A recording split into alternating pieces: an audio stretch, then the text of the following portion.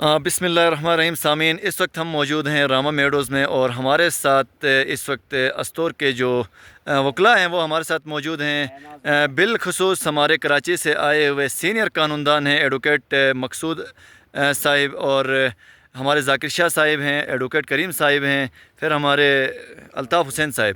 یہ چاروں جو ہیں اپنے پیشے میں بڑے نامور وکلاء ہیں، اور جونیئرز بھی ہیں، لیکن جونیئر ہونے کے باوجود اپنی فیلڈ میں بڑا ایک نام کمائے۔ آپ آئے، بالخصوص سر مقصود صاحب، آپ ہیں تو یہاں کے ہی باسی، لیکن زیادہ تر آپ کی پریکٹس جو ہے وہ سٹیز میں ہوتی ہے۔ ہائی کورٹ کے آپ لائر ہیں، وہاں پریکٹس کرتے ہیں، تو گرمیوں میں اکثر کم و بیش یہاں پہ آپ کو آنا ہوتا ہے۔ یہ نظارے جو ہیں، خوبصورتی دیکھنے کے بعد ہمارا دل تو خوش ہوتا ہے بڑا، لیکن یہاں کی جو سہولیات ہیں جب ہم ان کی طرف جاتے ہیں تو ہمارا دل رنجیدہ بھی ہوتا ہے۔ تو کیا کہیں گے آپ، مطلب آپ لاسٹ ٹائم آئے تھے، پھر ابھی جب آئے ہو تو کیا ریفارمز آپ کو نظر آئی ہیں، اور کیا بہتری آنے کی آپ توقع رکھتے ہیں، اور کیا ڈیمانڈز ہیں آپ کی کہ بہتری کن کن سیکٹرز میں آنی چاہیے؟ سب سے پہلے تو ایڈوکیٹ آصف صاحب، ہم آپ کا شکر گزار ہیں کہ آپ نے ہمیں اپرچونیٹی دی کہ گلگت بلتستان اور خاص طور پر استور کے ٹورزم کے حوالے سے، جو انوائرمنٹ اس کے حوالے سے بولنے کا موقع دیا۔ جب میں لاسٹ ایئر آیا تھا تو میں نے پایا کہ خاص طور پہ میں بات کرنا چاہوں گا راما کے حوالے سے، کہ اس کا جو روڈ ہے بازار سے لے کے یہاں تک خستہ حالت ہے۔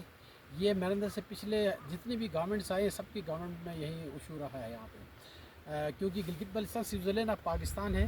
اگر یہاں پر بہترین طریقے سے جو خاص طور پہ اہم پوائنٹس ہیں جو دنیا میں جانے جاتے ہیں، ننگا پربت ہے، ماؤنٹین کلر یہاں واقع ہے، K2 کے سلسلے یہاں واقع ہیں، راما لیک جو یہاں بھی آپ موجود ہے، راما کا یہ پورا ایریا پورے پاکستان اور اس کے علاوہ دنیا میں فیمس ہے، راکا پوشی، عطا آباد جھیل، اس طرح دیوسئی، ریمبو لیک، بہت سارے ایسے پوائنٹس ہیں جو دنیا کے جو سیاح ہے اس کو اٹریکٹ کر سکتی ہے۔ انفراسٹرکچر کے حوالے سے میری گورنمنٹ سے اپیل ہوگی کہ وہ بہترین روڈ کا جال بچھائیں، اور یہ میں نے محسوس کیا یہاں پہ۔ اچھا جی، شکریہ سر آپ کا۔ جی سر بات کر رہے تھے روڈ کے حوالے سے، لیکن چونکہ یہاں پہ موجود ہمارے جو پریکٹسنگ لائرز ہیں، ہماری بار کے اندر پریکٹس کرتے ہیں، اور سوشلی بھی بہت ہی ایکٹیو ہیں، ہر ایشو پہ وہ بات بھی کرتے ہیں۔ ایڈوکیٹ ذاکر شاہ صاحب بھی ہمارے ساتھ موجود ہیں۔ تو روڈ تو ہمارا ایک جینون اور بہت بڑا ایشو ہے سر۔ جب روڈ آپ کا ہوگا، ڈیولپمنٹ ہوگی، اور پھر ٹورزم جو ہے وہ بھی پروموٹ ہوگی، اکنامیکلی ہمارے جو لوگ ہیں وہ بھی اسٹرینتھن ہو جائیں گے، ان کی پوزیشن بھی۔ اس سے ہٹ کے بھی یہاں پہ سہولیات کا فقدان ہے ہمارے ضلع میں، چونکہ آپ سوشل ایکٹیوسٹ بھی ہیں، اپنی فیلڈ میں کام کرنے کے ساتھ ساتھ آپ سوشلی بھی سوشل ورکر بھی ہیں۔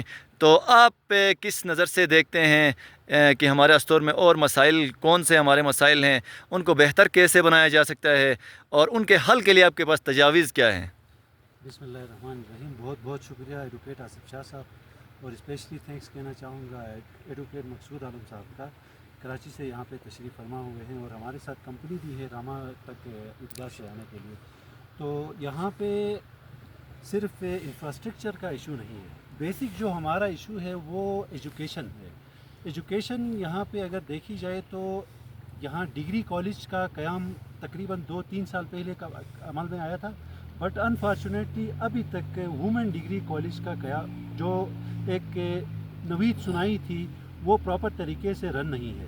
یہاں کی جو خواتین ہیں، جو غریب لوگ ہیں ہمارے، تو ان کے لیے بڑے مسائل ہیں، ڈاؤن پہ جا کے پھر ایجوکیشن حاصل کرنا افورڈ نہیں کر سکتے ہیں۔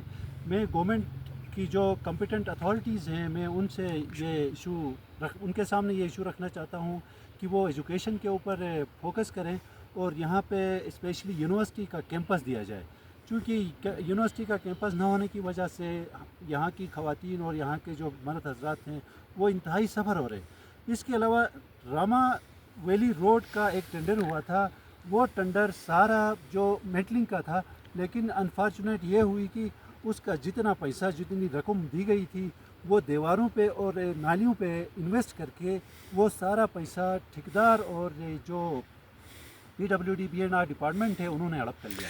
अच्छा, ठीक है मकसूद आलम साहब, चूँकि आप सियासी मामलात में भी आपकी बड़ी गहरी नज़र है और लास्ट टाइम पाकिस्तान तहरीक इंसाफ के आप टिकट के लिए भी आपका नाम सामने आया था और हमने आपको उस वक्त भी मुबारकबाद दी थी सोशल मीडिया में कॉल करके भी, और हमें बड़ी खुशी भी हुई थी पार्टी एफिलिएशन से हट के कि अस्तोर का एक सपूत जो है वो पाकिस्तान लेवल में पॉलिटिक्स में, और वो भी इतनी बड़ी लेवल पे वो इन्वॉल्व हो जाएं और वहाँ पे उस सियासी बागडोर में आप शामिल हुए और वहाँ की पॉलिसी साज जो पार्टी के अंदर जो फैसले होते हैं उसमें भी आपकी राय ली जाती है। फिर बार्स के अंदर जो वहाँ पे भी आप काफ़ी एक्टिव होते हैं। फिर लीगली भी आप काफ़ी अच्छे आपके मशवरे सजेशंस भी आते हैं, पढ़ाते भी हैं आपके वहाँ पे कॉलेजों में, यूनिवर्सिटीज़ में जाके। एक चीज़ जो मैंने आपसे, चूँकि आप सीनियर एक कानूनदान हैं, तो यहाँ पे अब देखें हम बिल्कुल ही बैकवर्ड एरिया से हमारा ताल्लुक़ है। अस्तोर है खूबसूरती के लिहाज से अगर देखा जाए तो बहुत ही खूबसूरत है, मिनी स्विट्ज़रलैंड भी आप इसको कह सकते हो। ये देखें नज़ारा बहुत ही प्यारा, लेकिन यहाँ पे इंतहाई कम बजट होता है। उसके बावजूद पिछले 2 सालों से हमारे एक हलके के रिप्रेजेंटेशन से हमें महरूम रखा गया है। जो सीट जीती हुई थी, जो भी जीते हैं, बेशक के आपकी पार्टी का बंदा हो या किसी और पार्टी का बंदा हो, अनाउंसमेंट अभी तक नहीं होती है, जिसकी वजह से हमारे लोग सफ़र कर रहे हैं, हम सफ़र कर रहे हैं, और यहाँ पे जो डेवलपमेंटल प्रोजेक्ट्स हैं वो पहले से जो सिख थे वो फ्लॉप होते जा रहे हैं। तो आप की कानूनी इसमें राय क्या है, और जी भी गवर्नमेंट को आप इस बारे में क्या सजेस्ट करोगे?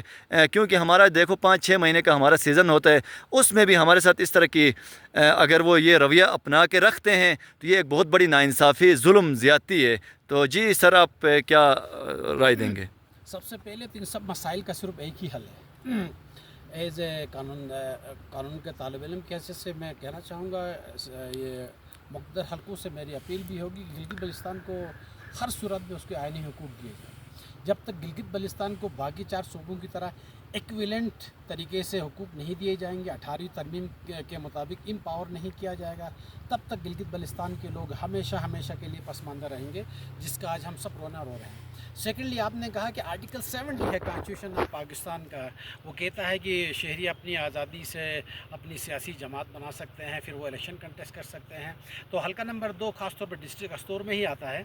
अनफॉर्चुनेटली वो पिछले कितने अरसे से जो सीट जीती हुई है उसको ख़ास तौर पे कंट्रोवर्शियल बना के लोगों की जो रिप्रेजेंटेशन है उससे महरूम किया गया है।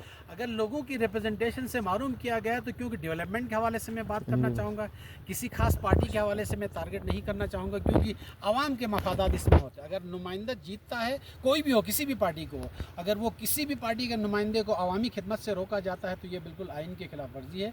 वो तमाम बजट जो हल्का नंबर 2 में आया है अभी तक वो डिस्ट्रीब्यूट नहीं हुआ है, लोग महरूम हैं। तो मेरी सबसे बड़ी सजेशन ये होगी कि जल्द से जल्द अवामी जो भी मुंतकिफ हुआ है उसको अपना जो इलेक्शन कमीशन है या चीफ कोर्ट है डिसीजन दे दे, ताकि लोगों का जो असल नुमाइंदे हैं वो लोगों की खिदमत कर सकें।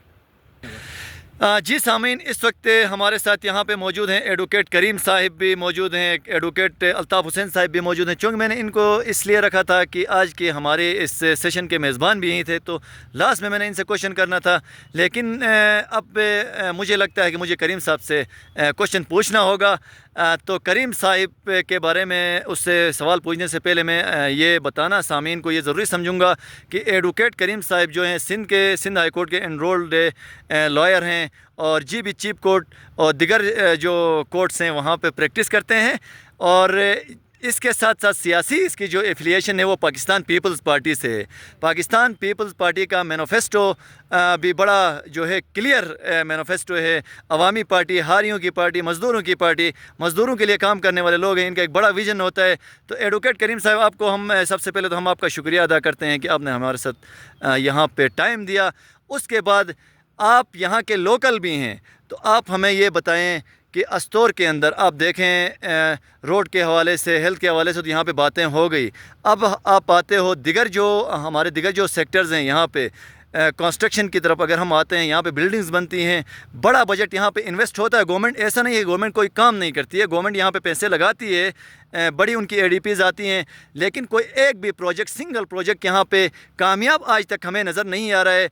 किसी न किसी तरीके से वो बीमार पड़ा हुआ है। تو آپ آپ چونکہ قانون کے اسٹوڈنٹ، بڑے ایک لائر اور یہاں کے جو ہیں سوشل ورکر، ساتھ ساتھ پیپلز پارٹی سے آپ کی افیلیشن، تو آپ مجھے یہ بتائیں کہ چونکہ اس وقت یہاں پہ بھی ایک مخلوط قسم کی گورنمنٹ ہے، تو آپ اپنی گورنمنٹ سے کیا ڈیمانڈ کرو گے، اور پارٹی کے تھرو کیسے آپ یہاں پہ ڈیولپمنٹل جو پروگریس ہے اس کو بوسٹ اپ کرو گے؟ تو جی کریم صاحب. بسم اللہ الرحمن الرحیم. میں ایڈوکیٹ مقصود عالم صاحب جو ہمارے سینئر ہیں، وہ کراچی سے آئے ہیں، ان کو میں ویلکم کرتا ہوں. اور آج ہم نے یہاں پہ پارٹی رکھی ہوئی تھی، اور میں ایڈوکیٹ آصف شاہ صاحب کا بھی شکریہ ادا کرتا ہوں جنہوں نے انٹروڈکشن کروایا. اور ابھی میں یہاں پہ بہت سارے ایشوز ہیں گلگت بلتستان میں، کیونکہ ہمارے جو سینئر ہیں مقصود عالم صاحب نے بھی کہا، یہاں پہ ہمارے سب سے بڑا مسئلہ یہ ہے، آپ کانسٹیٹیوشن آف پاکستان میں ہمارا کوئی حصہ نہیں ہے. وہاں پر ہمیں جو ہے نا ابھی تک جو ہے نا وہاں پر وہ نہیں، کانسٹیٹیوشن میں ہمارا کوئی وہ حصہ نہیں. اس وجہ سے ہمارے جو حقوق ہیں وہ جو ہے نا غصب کیے گئے. اور اس کے علاوہ یہاں پر جو بھی سیاسی پارٹی آتی ہے وہ اپنے مفادات تک حد تک ہوتی ہے، اپنے مفادات نکال کے بس عوام کا اور اس کا مفاد سے ان سے کوئی تعلق نہیں ہوتا ہے. ابھی بھی جو ہے نا یہاں کنسٹرکشن کا کام ہو رہا ہے، ابھی ہمارے خود عیدگاہ میں کام ہو رہا ہے. جو ٹھیکیدار ہیں جگہ جگہ پہ جو ہے نا باجری اور یہ سارے چیزیں بچھی ہوئی ہیں، لیکن کام جو ہے نا ایسے یوں کہ تو ہے، اور وہاں پہ کام نہیں ہو رہا ہے، سلو کام ہو رہا ہے. تو اس سیزن میں ہم ٹھیکیدار صاحب سے ریکویسٹ کرتے ہیں یہ کام بھی کریں. اور میں اپنے پارٹی کے تھرو بھی میں جو ہے نا ہمارے جو صدر صاحب ہیں امجد صاحب، ایڈوکیٹ صاحب، میں ان سے ریکویسٹ کرتا ہوں کہ یہاں پر جو ابھی ہمارے جو فنڈز ہیں، ابھی جو بجٹ جو ابھی وہاں سے وفاقی گورنمنٹ نے جو اتنا سارا بجٹ رکھا ہوا ہے، اس سے جو ہے نا یہاں پر جو ڈیولپمنٹ ہے ان کے اوپر صحیح سے انویسٹ کریں. اور سارے جو ایک تو ہیلتھ کے ایشو میں ابھی چلو ہمارے ایڈوکیٹ صاحب ذاکر شاہ صاحب اس میں بات کریں گے. تو بس میں یہیں مختصر سی بات کرنا چاہتا ہوں. تھینک یو عبد الکریم صاحب اور ایڈوکیٹ الطاف حسین صاحب. دیکھیں جی سامعین، بہت ہی اچھی جگہ میں یہاں پہ بہت ہی پیارا ویو آپ دیکھ رہے ہیں.